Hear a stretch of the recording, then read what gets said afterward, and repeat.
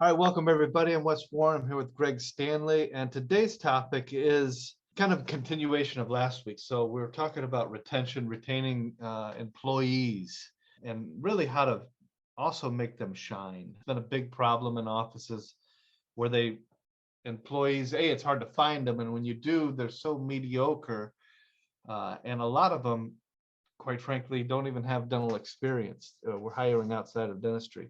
And so we're trying to cover the topics that can really turn that story around. And so, Greg, how does leadership really help solve this problem? Oh, good question. Start with the 30,000-foot view. The leader, a lot of times when we can get her to stand back, look at the practice, and she'll say, oh, well, we don't have any training time. It's all new patients, or everything's new patients, no training, or we don't have enough trained staff to deliver a good service or whatever. So listening to the leader assess the practice is huge. So when we're turning people over, she will know why. And let me tell you that she will know why when the doctor doesn't have a clue, because she'll tell other people, I've had it here. I got another job. And you poor people here making 20 bucks an hour, I'm going to get 30 down the street. In other words, this person hears what the doctor doesn't hear because people just have so much respect for the doctor they work for. So having a leader is it's just a little bit more of a mortal in the office to lead. They hear things that you don't hear because you're immortal. So that's a big one. Let's talk about some other issues. And I hate to say this, but some staff quit and are even fired that land at another office and they're superstars. That's a disturbing fact. Yeah, why is that? What are we doing wrong? I can point to them in Whitehall.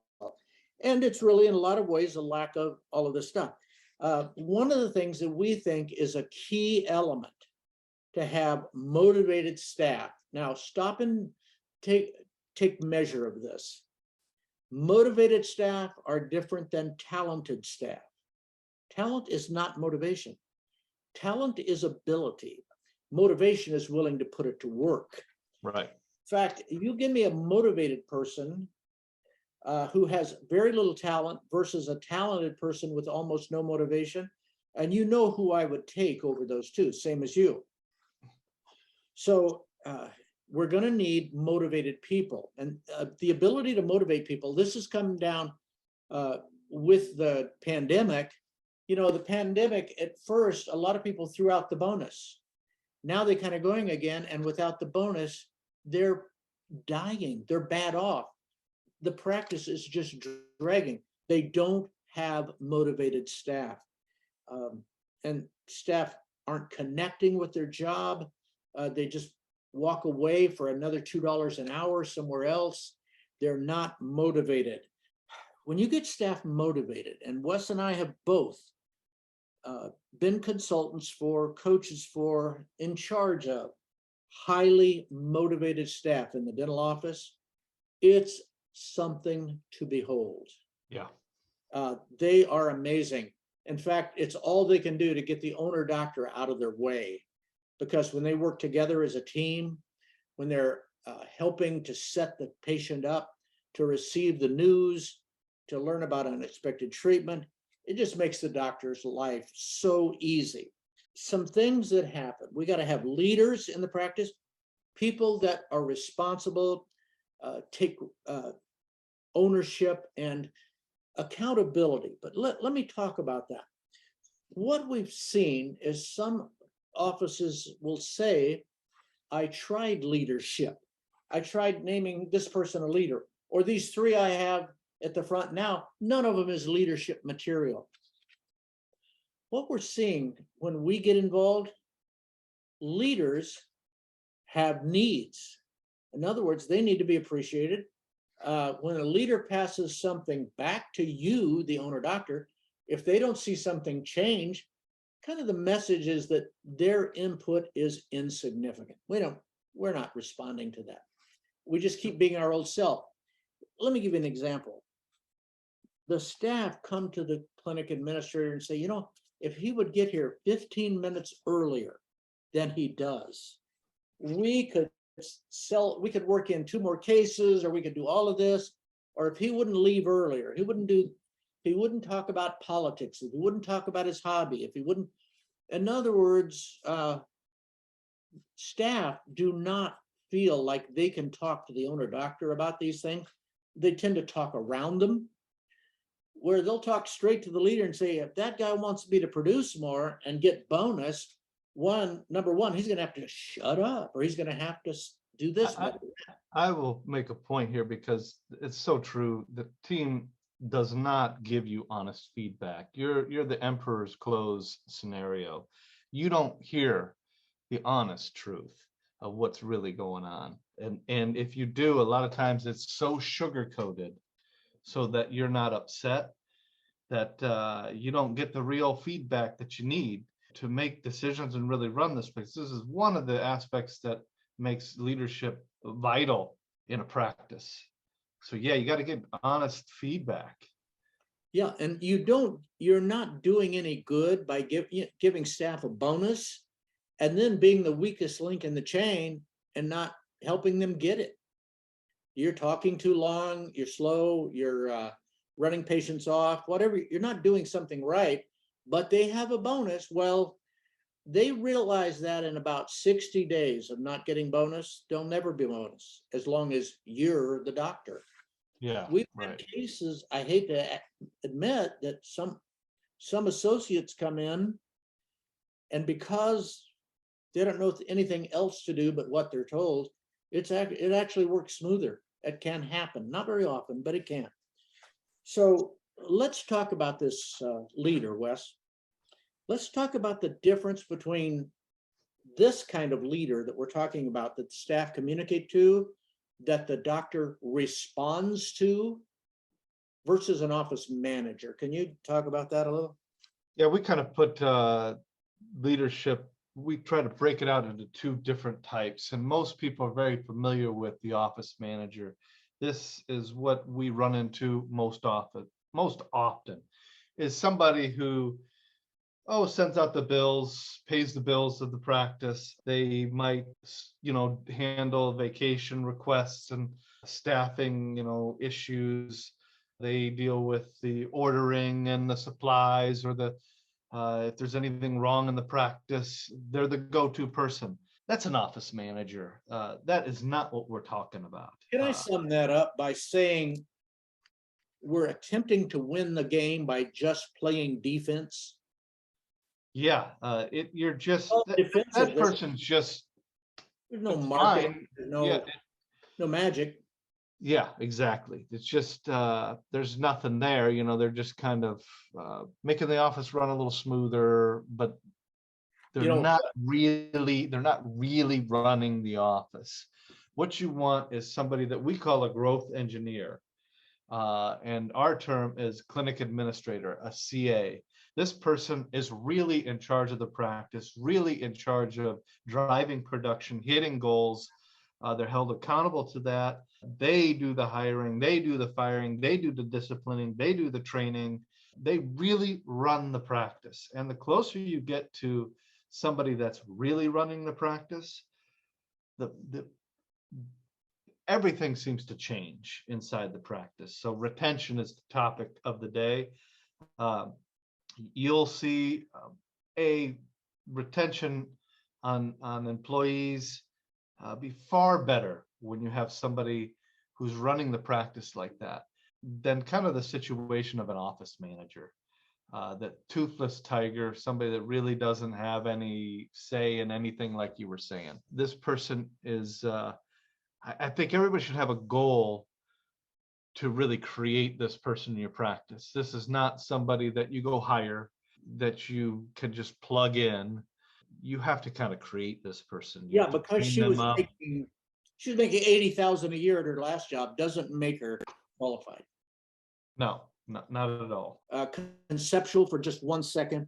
we talk a lot about leadership, and there's hundreds of thousands of leadership YouTubes where they talk about it in flowery terms. But one of the things a growth engineer does to keep staff sitting in their seats and not in the seat of another practice is they enforce fairness. For example, you promise somebody a raise, she makes sure they get it. A staff person steps out of line as unkind and abusive to one of the staff or a patient, she corrects it. In other words, she keeps it fair. Imagine a station wagon before we had SUVs and vans. You're in a station wagon with kids punching each other, and they're all crying, he's pulling my hair, his jammies touched my jammies. And in other words, this is why mothers go nuts, because it's not fair. She's got to bring fairness to the fight. We need a leader that can make that she knows who to call to get marketing that'll fill the practice with patients. She knows the scripts to enforce with the people answering the phone, the people seeing the patients, the people doing the hand up. She knows all of this stuff. Like we were just talking before this recording about practices. We like to look at their numbers and see how they're doing it. They're posting better numbers every week. So they need to know that we're watching, that somebody's watching. So they can ensure and enforce fairness if you can deliver fairness to them, meaning they're treated fairly. They're paid like a leader, they're treated like a leader, they're trusted like a leader, confided in. We've had offices that wouldn't even let the leaders know what the office was producing. Yeah, right. In numbers. It's not what we're talking about, right? Right. If you want a growth engineer. Yeah, how would you go about doing that? Like, okay, that sounds good. I want somebody to do that. What's the first steps? Well, you identify somebody who has a little bit of motivation and talent. Remember we talked about that? Yeah. You can have a lot of one and none of the other. We have a tendency to buy people off resumes. In other words, man, she's done this, she's done that. You know how people want to be a newscaster, or they want to be on the White House person that fields the questions because they get a great job, with another news agency. You can get people that are just building a resume. We want people that actually want to build something that has their name on it. This is my practice. It reflects whether I'm good at what I do or I'm not. Let me give you an example. We have a doctor, a client. She's the kind of person that was always an A student. She'll stay late to make sure that everything's balanced and everything's followed up on, and these gritty little details. And the truth is that should be the leader doing that during the day, not her doing it at night. Right. The fact that she does it so well, she does great. The practice is incredibly prosperous. So we want somebody, Wes, that has a little fire in them. They want a chance. Give me a chance. Let me give you an example. Toward halfway through the Vietnam War, we ran out of helicopter pilots. And so we started letting regular soldiers fly to Texas and learn how to fly helicopters. And they were given the status of warrant officer. And they came back to Vietnam, and they were the most heroic, bravest flyers that had ever taken to the skies. That's what we're looking for. Somebody that says, just give me a chance. It's one of the questions we always ask in consulting. If this were your practice, what would you do different? And if the person looks at us and shrugs her shoulders and shows the hand, I don't know, kind of do it like this. Hadn't thought that way. She's not biding her time looking for a chance.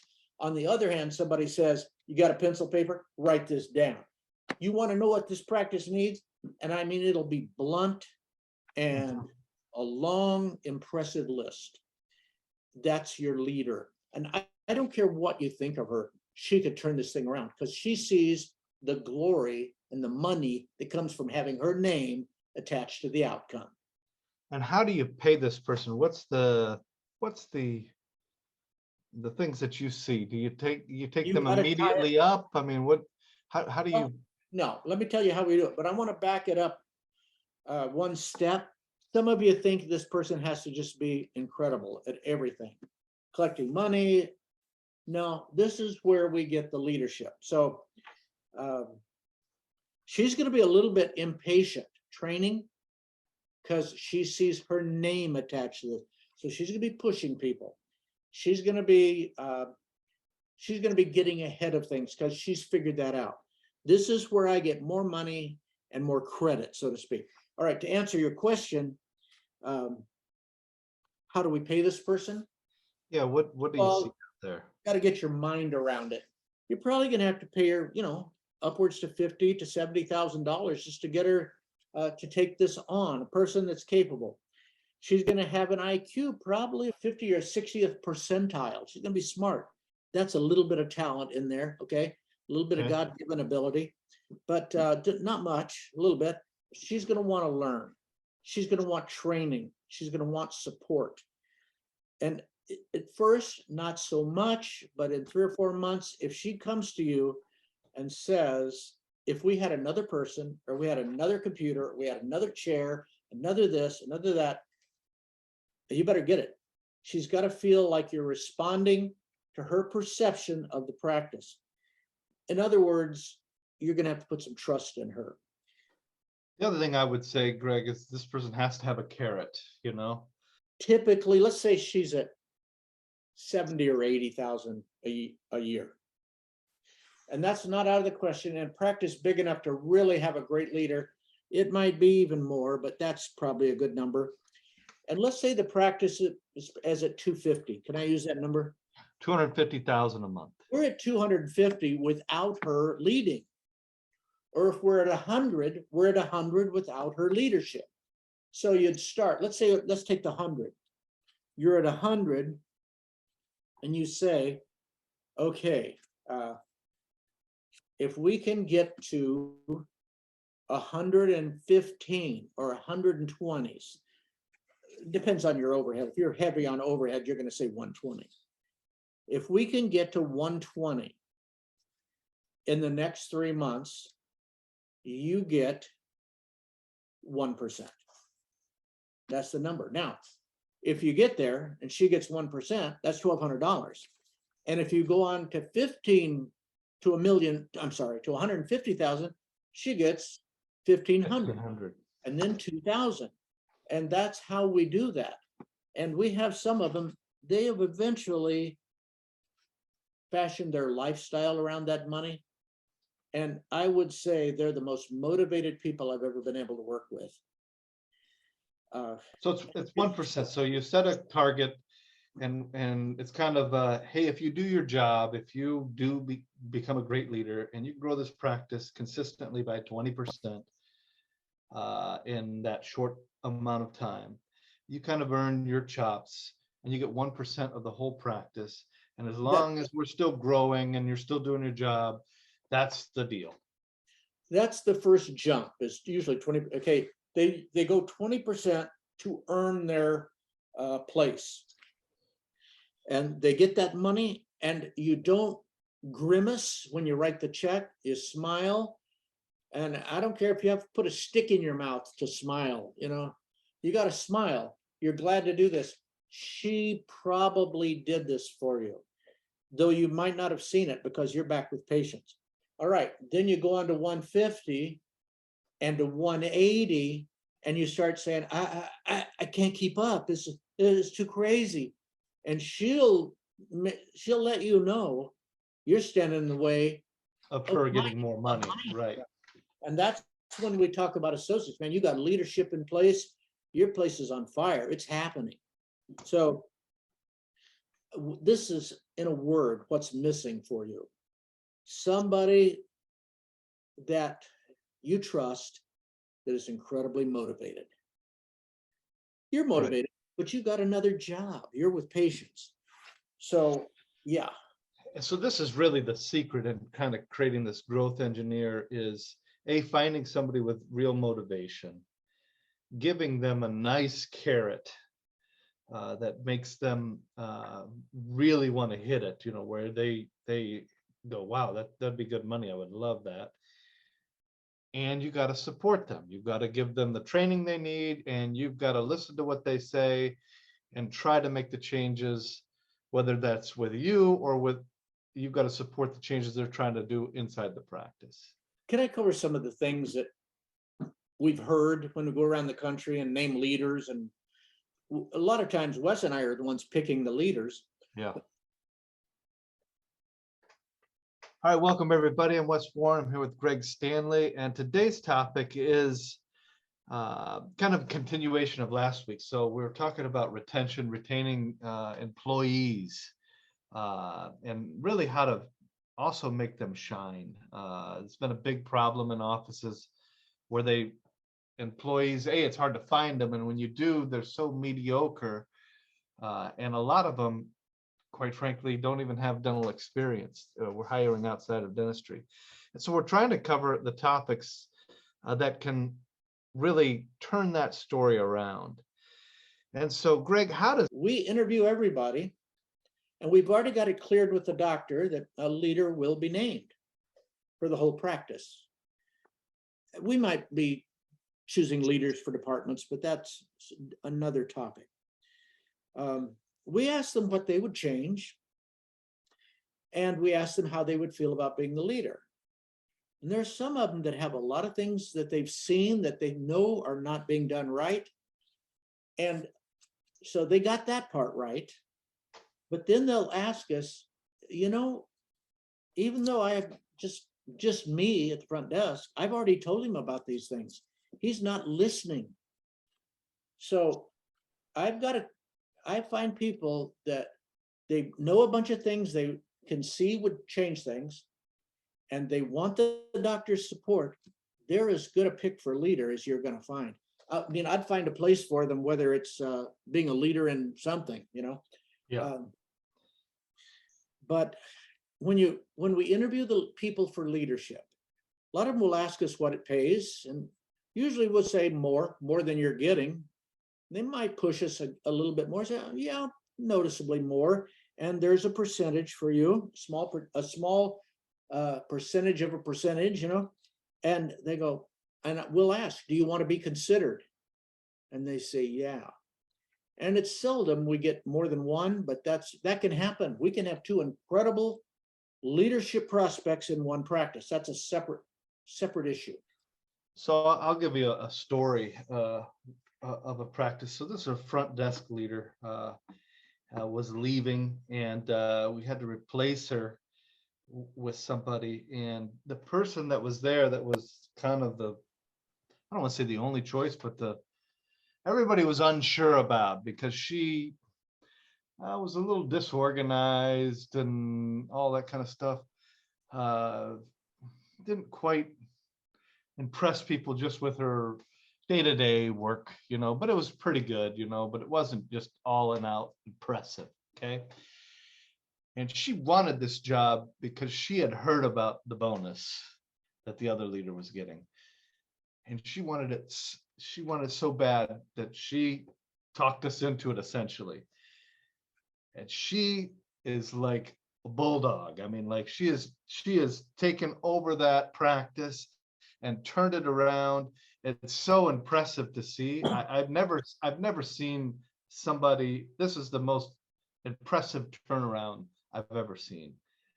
You give somebody a big enough carrot, and they will do amazing things. Can I tell you one of the pushbacks that we've gotten, Wes? Doctors not wanting to rock the boat. I've got 4 or 5 staff there. They're pretty nice people. I don't want to offend them.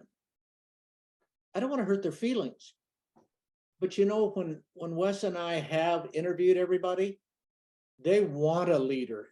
Some want to be the leader. That can happen, but most just want somebody to finally fix the practice. Right. But doctors back there running behind, and Sometimes there's bad blood between people, and they're like, "Oh, I don't want her to be, as long as it's not her."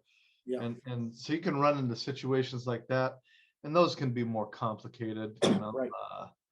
But certainly this is the answer in terms of stabilizing a practice and stabilizing your employees, is getting somebody really running it, really. And you know what that means to staff? Somebody supporting the bonus that you promised, not an empty promise. And number two, somebody to keep the fairness there. It's fair. She got out of line. She took 2 days off. I want to see her pay doc. She did this, she did that. And I want somebody to sort that out. Whereas the doctor goes, oh man, don't look at me. I just do teeth. You know, I don't want to make enemies.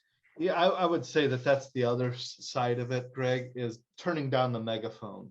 So the doctor has such stature and can so easily offend and scare staff by just disciplining or saying something to a staff person that you go, I wasn't that mean. The person's over there crying, you know, or quits. The doctor, you got to view yourself as like talking with a megaphone on. And with a leader, what you want to do is do your talking through her, is so that more of the communication flows through that person. So you're not directly, talking with people, because it does come across. It's just one of those things. It comes across You know, as shouting. that problem got worse in COVID. And it's getting worse with this new generation that just can't, just wilts under any kind of pressure. The younger people in the practice. So having a leader to actually filter what you say and make it more constructive, let's put it that way, is huge. Is huge. A lot of staff are blown out of office because the doctor just, it's like he's talking with a megaphone on. That's the Let's go to this last point. Okay. Is what if nobody, and I mean nobody, qualifies. Even you and I wouldn't find a prospect.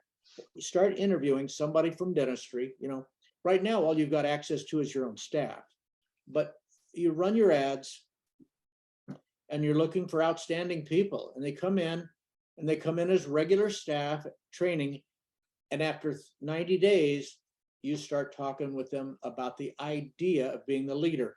And like I said, you're going to find, whether you know it or not, staff want a leader so bad that if they get a dental person that's really capable, they are dying to see things made fair, promises kept, etc. So that's just kind of a rough outline. It's probably a topic for another day, but leadership can change your life in the best ways. In fact, when it comes time for you to really slow down, maybe your body has told you it's time to work a shorter day or something, having this leader will give you the confidence to move forward with the associate programs that Wes and I provide.